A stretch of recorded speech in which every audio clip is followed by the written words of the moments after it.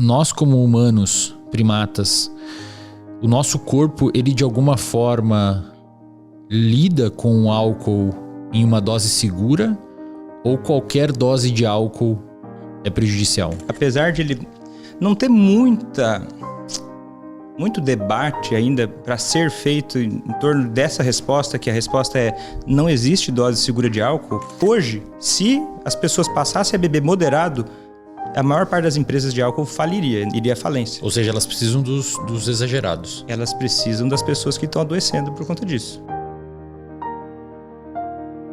Mas eu sei que quando eu afirmo isso, geralmente as pessoas que mais precisam entender isso é uma notícia muito difícil de digerir por razões compreensíveis.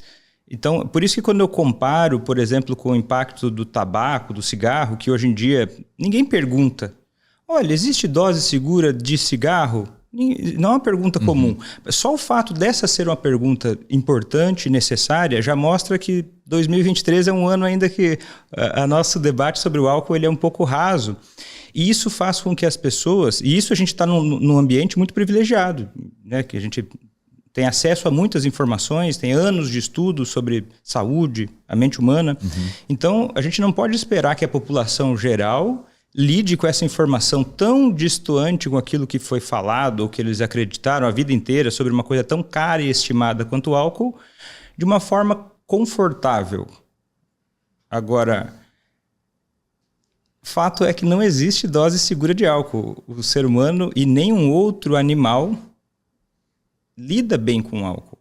No caso, a molécula do álcool mesmo, ela tem dificuldade de interagir com o nosso organismo. O etanol é veneno. Acho que essa é a palavra melhor. Só que, diferente do que a frase popular diz, a diferença entre o veneno e a dose e o remédio e a dose, para o álcool, a gente não tem dose segura. Claro que quanto maior a dose de álcool, pior. Só que o álcool é uma substância carcinogênica do tipo mais intenso que existe. E a principal relação de álcool e câncer, a maior frequência e proporção, é em doses baixas a moderadas. Principalmente para mulheres, mas para homens também. É muito notório, qualquer um que já tenha tido a oportunidade de alguma forma de visitar um hospital de câncer, por acaso eu fiz medicina numa faculdade em que era muito frequente esse estágio no hospital de câncer, você vai encontrar pacientes com câncer muito frequente de estômago, esôfago, boca, laringe, intestino, mama, que são cânceres todos fortemente associados ao álcool. Desde uma dose moderada, e a maior parte dos cânceres são associados ao consumo leve a moderado de álcool. Agora, às vezes as pessoas querem que isso seja omitido, porque incomoda. Incomoda, beleza. Agora, eu não estou falando porque incomoda por conta da narrativa da indústria do álcool, que ao longo de muitos anos traz para quem está ouvindo isso aqui uma ideia de que quando eu ataco o álcool, eu estou atacando a liberdade individual. Mas que liberdade individual é essa que eu decido aquilo que eu vou fazer sem ter ideia da consequência? Então, e é muito interessante porque na minha concepção, a liberdade exige conhecimento a respeito daquilo que você vai fazer. Se não é manipulação, né? Se não é o acaso ou é manipulação. Né? Vou jogar um dado. Eu escolho jogar ou não jogar um dado. Agora, quando eu escolho, eu vou fazer uso de álcool ou não. E daí as pessoas dizem, todo mundo sabe que o álcool faz mal. Coloca nos comentários quem nunca ouviu falar que não existe dose segura de álcool. Quantos médicos muitas vezes falam, até hoje, que o vinho faz bem para o coração? Ou uma besteira ainda maior, que tudo bem, fulano, se você tomar cerveja ao invés de vinho ou vodka... E, de novo, a gente está só começando a conversa e eu só estou dizendo que, só respondendo a pergunta, não existe dose segura de álcool. A dose segura de álcool é 0 para o ser humano ou qualquer outro animal. Principalmente falando de câncer, que é o menor dos problemas que o álcool causa. Aí é uma opinião pessoal e técnica. E assim, você falou que o coração e o vinho, meu pai, por exemplo, já foi um cardiologista que exatamente isso, receitava uma taça de vinho de noite porque, sei lá, o que tem no vinho, flavonoides, não sei, que faz bem pro coração, são antioxidantes e tal. Isso eu acho que muitas pessoas que estão em casa já tiveram também esse contato com alguma coisa parecida. Nesse caso, é ignorância do médico mesmo, no sentido dele não ter acesso a dados, é por conta dele beber e às vezes ele quer acreditar que aquilo é bom? Eu acho que isso é uma iatrogenia. Na medida em que um cidadão comum falar sobre isso tem um peso. Um médico, ele tem uma responsabilidade sobre cada recomendação que ele dá. Essa é a razão pela qual, para dar uma orientação a alguém, eu preciso ter um registro, eu preciso ter um treinamento. Porque existe responsabilidade naquilo que o médico fala. Então, independente da razão, acho que a primeira coisa que a gente tem que definir com clareza é que isso é uma iatrogenia. O que é iatrogenia? Iatrogenia é um ato que um profissional da saúde faz que prejudica aquele paciente. Então, se isso é alcoolismo, se isso é ignorância, são boas questões. Eu acho que, de uma maneira geral, é ignorância. É nunca ter estudado sobre o assunto. É nunca ter parado para pensar, por inúmeras razões. Nunca parou para sentar e estudar. Mas que evidência é essa? Porque quando a gente vai ver os próprios flavonoides, não é uma evidência tão forte assim. Mesmo em doses gigantescas, que seria o recomendado, que o vinho não alcança, não tem essa associação. E aí, então, mas eu acredito que isso também, essa ignorância é parte de uma coisa maior que tem a ver com... E aí, alguns podem pensar que é conspiracionista, mas eu peço só que fique até o final para entender de onde vem esse raciocínio, que é um pouco chocante, mas é porque é meio chocante, que existe toda uma questão cultural arquitetada, artificial, para que a ideia do álcool seja vista como segura, como adequada. E o mais chocante é, às vezes, até como benéfica, né? O que é um absoluto... absurdo, nunca foi comprovado isso. O médico, eu não me recordo o nome dele, é um cardiologista famoso que está vivo até hoje, que trouxe essa questão de que o álcool faria bem para o coração. Ele fez baseado em alguns estudos que tinham vieses que depois ele próprio corrigiu, que a ciência serve para isso. Mas daí ninguém escuta correção, né? Não, ninguém escuta correção. Que é conveniente, né?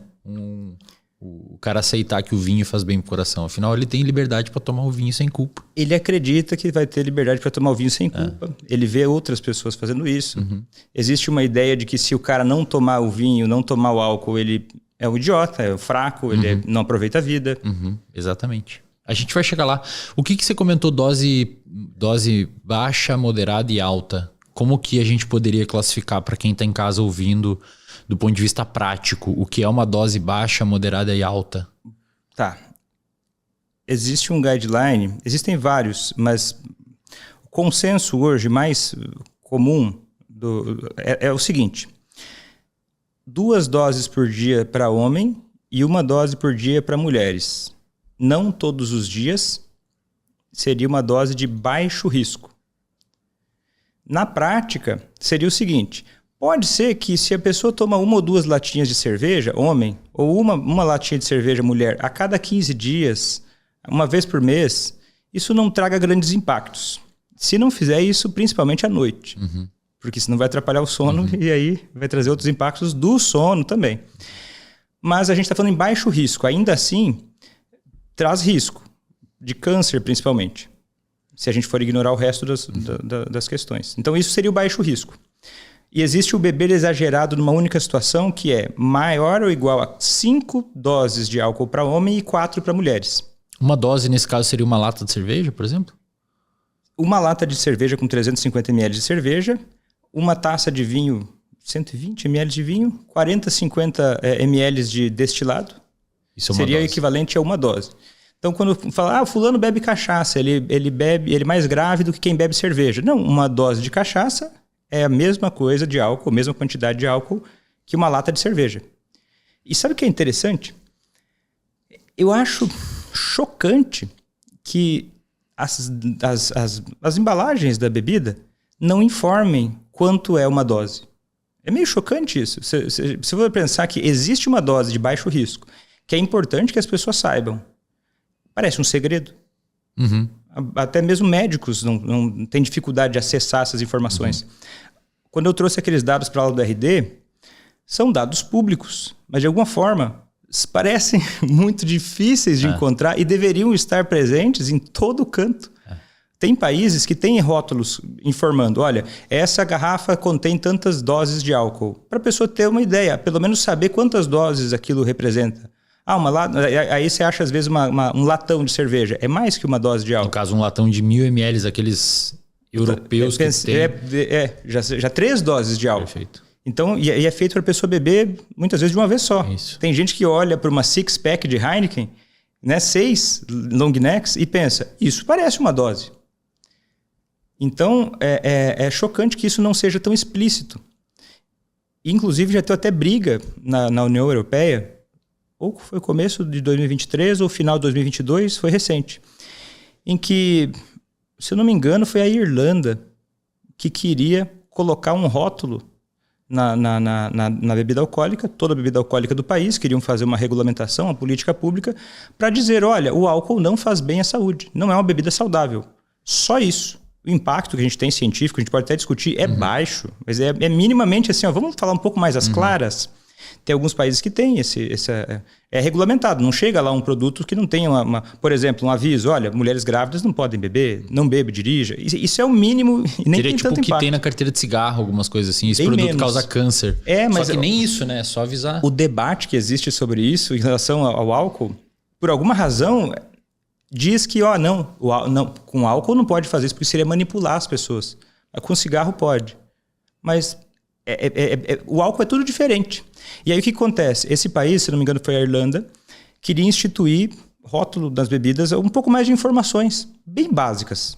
Poderiam dizer coisas como o álcool causa câncer em qualquer dose. Nem era isso. Eles poderiam dizer isso. Estavam corretos. A Itália ficou muito doida. Começaram a fazer uma guerra política dizendo coisas do tipo, olha, isso é denegrir a imagem do vinho, da história, da produção da Itália, que está associada a vinhos, não sei o quê, olhando só para um aspecto negativo. E quando vai ver a diferença que ia ter na garrafa, era um centímetro do negócio mínimo. Talvez não tivesse impacto nenhum no consumo, né? Provavelmente não teria impacto no consumo, só que eu acho que eles percebem que quando abre precedente para fazer isso, abre precedente para que o álcool possa ser revelado como aquilo que ele é. E isso assusta, porque a indústria do álcool ela ia falir. Hoje, se as pessoas passassem a beber moderado, a maior parte das empresas de álcool iria à falência. Ou seja, elas precisam dos exagerados. Elas precisam das pessoas que estão adoecendo por conta disso.